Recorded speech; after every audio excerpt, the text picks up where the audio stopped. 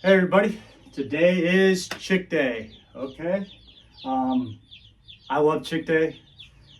It's when we get our little chicks in this would be round 2 of our meat chickens. And I'm just getting these guys out. Hopefully you can hear me. So first thing I want to do when I get these chicks, look at the little guy, look at him. Ah. Is I'm going to dunk his head, his beak, into the water, okay? This lets them know where the water is because they traveled from up in, we get ours from Myers up in Pennsylvania.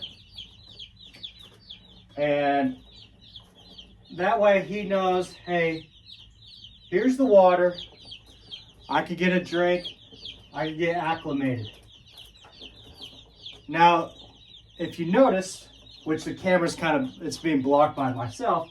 In this water I have natural probiotics, baker's yeast, and electrolytes. Essentially salt. Think of it as chicken Gatorade. And it's important to get these guys some of that in the first 3 days. It helps a lot with the survivability. Because the first week, that is the most crucial point.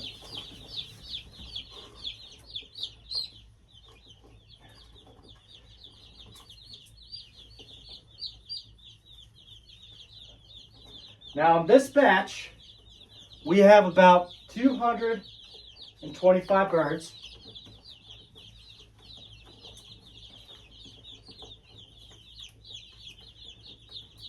Now we are going to raise out for our meat chickens, and they'll be in the brooder for about 3 weeks until they are big enough to survive out on the pasture.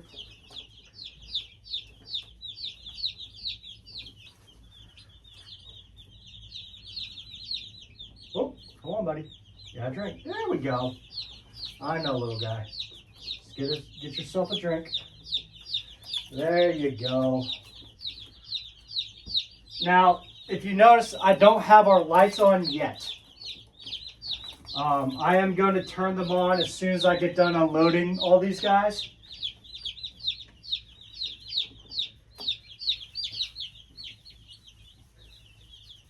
And the reason, you're probably thinking, well, Dave, it's hot. Why do you need the lights? Well, chicks, during the first week of their life, need at chick level, and that's why we have our super highly accurate thermometer here hanging down at chick level.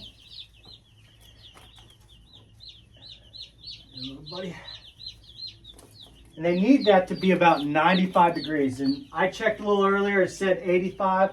I'm going to check again here in a second. And I'm going to turn on the lights. Now I have the lights raised up because I don't need it to be super hot. It just isn't necessary. So I got them raised up a little bit to hopefully bring up just about 10 degrees at that chick level. And honestly, I'll come back here and when I come out and bring some feed, because I want them to get water first. They need water first. When I bring them out some feed, and I'll check what the temp is. And once I figure out what that temp is, and if it's high enough, I might shut it off because it's going to get only warmer today. It's around noon right now. I just picked them up from the post office. I'm going to go grab another box, and yeah, you're going to see it, I guess, in fast forward time, but I'm going to load all 225 birds and let you see some of them. And yeah, it's chick day. You gotta love chick day. Who can't love these little guys? Look at them. Look at them. I mean, come on. Straps off of here.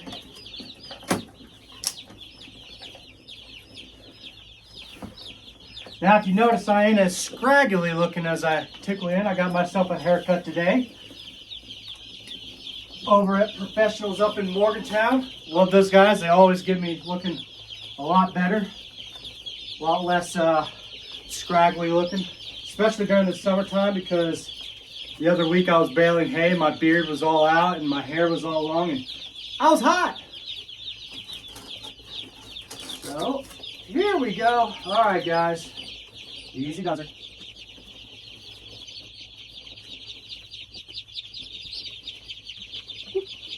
Get you some water. Yeah, I had it, boy. That's it. I know, it's a bit warm. Trust me, you guys like warm. Now, if it does get too hot after I turn off the lights, what I'm going to do is I'm going to grab some ice cubes and put in these waterers, or actually probably grab the other small waterers, the mason jar waterers, and put some ice water in it, just so they have something to keep them cool. You don't want your waterers to be super deep. Like for our layers across the street, I have a 5-gallon water. Now that water is super deep. The reason that you don't want them super deep, because sometimes these chicks will fall into a deep water and won't be able to get back out.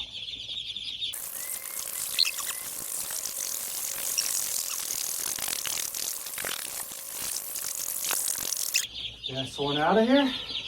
Now, the second rule about chick day, because the first rule is to talk about chick day. Second rule about chick day is watch where you step.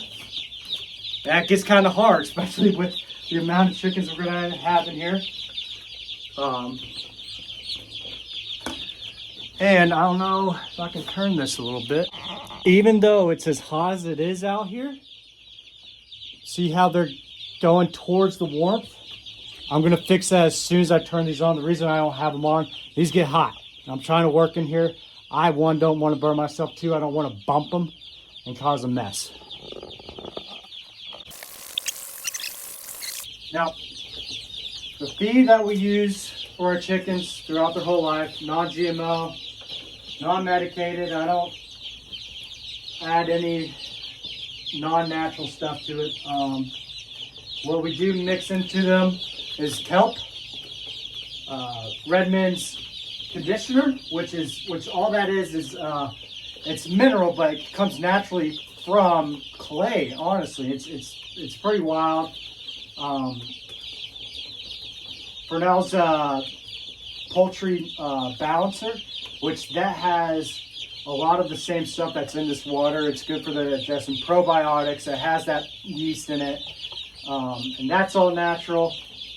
And then Redmond's tin salt, and again, that's just your salt electrolyte. Everything found in nature, nothing added, no hormones, no antibiotics, no nothing of that sort. As natural as we can keep in their lifespan, and it works. Our last batch, they did very well. Really pleased with them. Did well on pasture. And our hay field where we had them, and it is the greenest portion of our farm. It is simply amazing what a natural fertilizer these chickens produce. Easy, buddy. I don't want to catch your wing. There we go. There we go, everyone.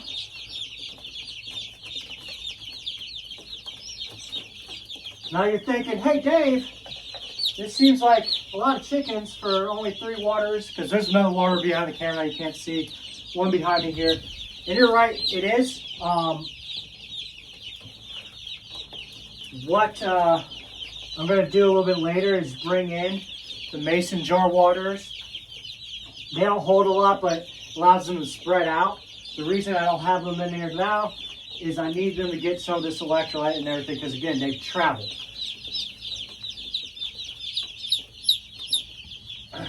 Luckily, Myers does an amazing job in their hatchery. I have no complaints. Hey, buddy. Now, all of these are Cornish crosses, or at least they should be. Hopefully, I'm not surprised by anything. And that's what we raise out.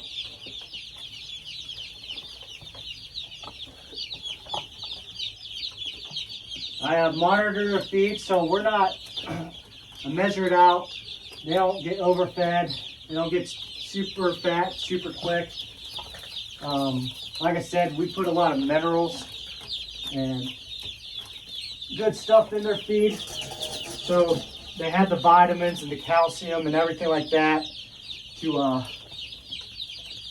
grow right and lower some problems with leg problems that you might find, and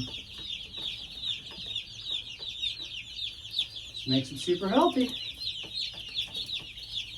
Produces a better product for the farm, better product for you guys, better product for my family, because my family eats too.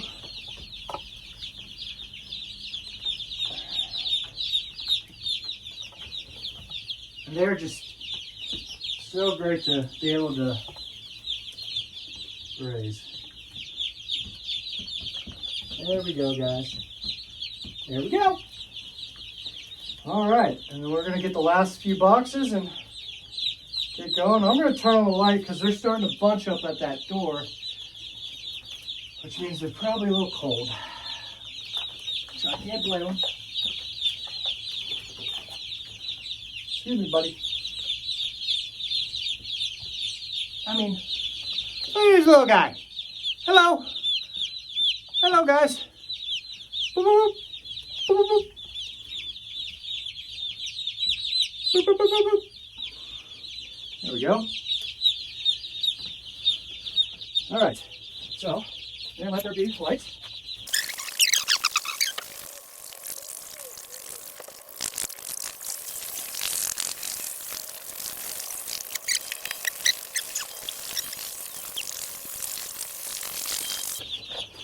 Well, guys, I'm gonna unload this next box over here behind the camera. Get them on the water over there. That way we're not crowding them too much in one area. So, oh, excuse me, guys.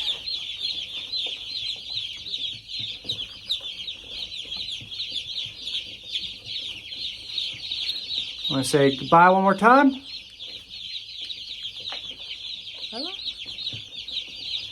Bye.